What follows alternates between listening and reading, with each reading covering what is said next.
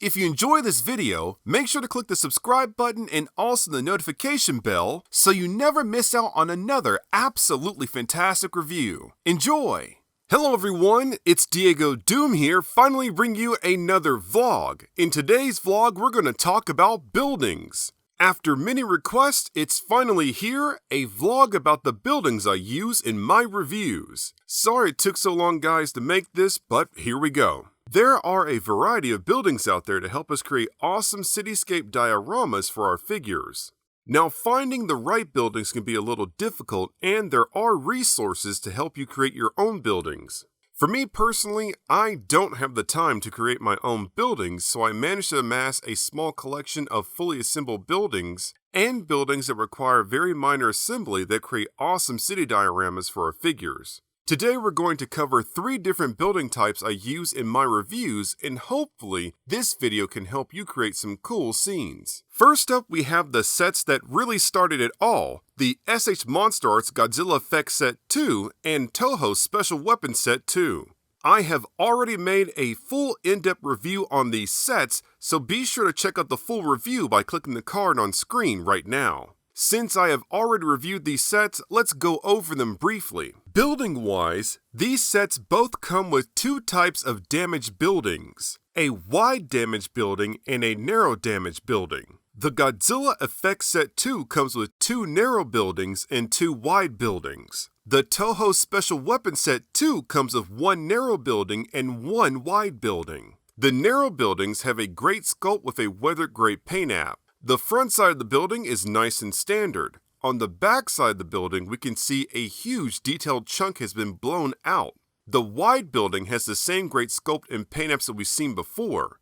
On the front side of the building, we can see a little bit of damage. When we turn to the back side, we can see a good portion of the building has been blown out. Both buildings stand 2.5 inches tall and look great paired up with our SH Monster Arts figures, SH Figure Arts figures, and our Super Robot Chogokin figures. Now, I'm not 100% sure what scale you would consider these buildings. I believe these buildings would be considered Z-scale, but I could be wrong. If you know what scale these buildings should be considered, let us all know in the comments below. Now, there is more to these sets than just the buildings, so make sure to check out the full review.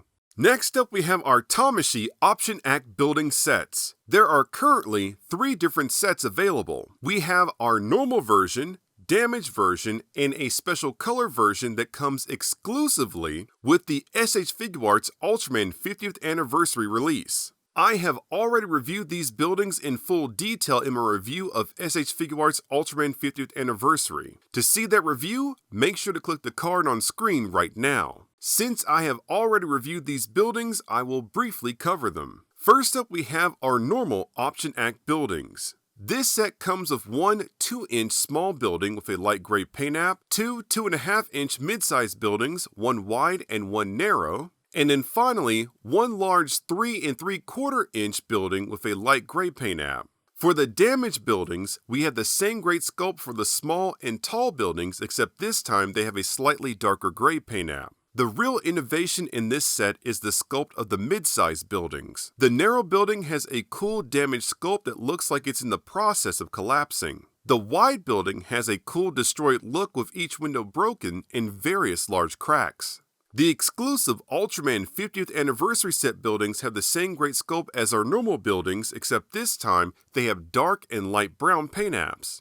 The Option Act buildings scale perfectly with our SH Figure Arts Ultraman figures. They also look great with our SH Monster Arts and Super Robot Chogokin figures. Now, there is more to these sets than just the buildings. To see the full in-depth review of them, make sure to check out my review of SH Figure Arts Ultraman 50th Anniversary set. Again, I'm not 100% sure what scale you would consider these buildings, so in the comments below, let us all know. Now we have the buildings that can really spice up your dioramas. In-scale buildings. As of right now for in-scale buildings, the brands I buy are tomytec and tomix buildings. The buildings come in a variety of styles and sizes within the in-scale. First up, we have our tomix buildings. Tomix buildings are pre-assembled in a variety of modern styles and heights. In my experience, tomix building heights can range from 3.5 inches to 8 inches tall. The only thing you really have to do to these buildings is apply sticker decals to bring them to life. A cool feature these buildings have, there's a space in the center of them where you can actually add lights. Now for our tomytec buildings, they also come in a variety of era styles, conditions, and heights. Tomytec buildings have a greater amount of detail than our tomix buildings, and they don't really require many stickers. Tomytec buildings require some minor assembly, but it's pretty easy for the most part. Here is an example of what the assembly typically looks like.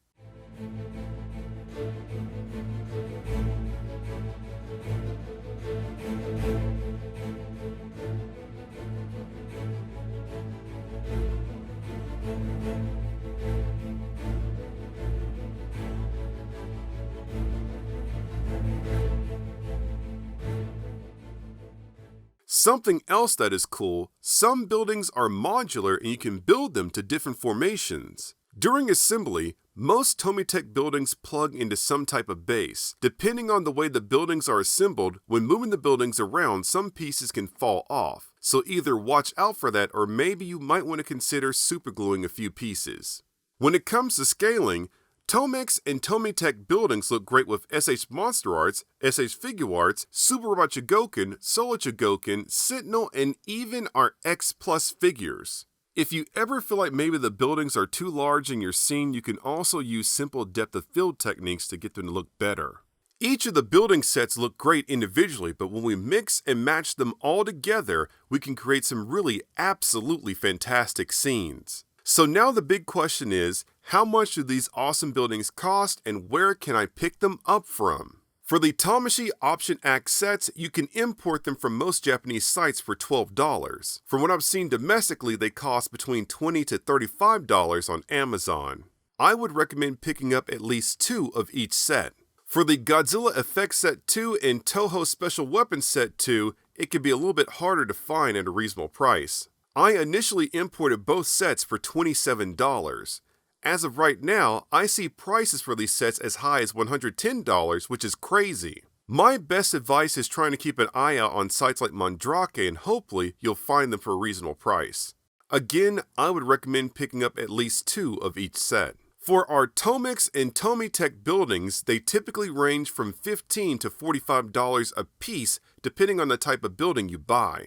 I find it easiest to import these buildings from places like Ami and Hobbylink Japan.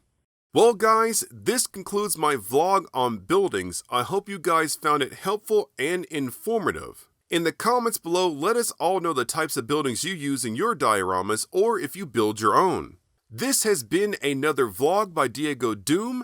Thank you very much for watching and please stay tuned for more figure reviews. To see another DiegoDoom vlog or an absolutely fantastic review, click the cards on screen right now. Be sure to follow me on social media and remember to like, comment, share, and subscribe.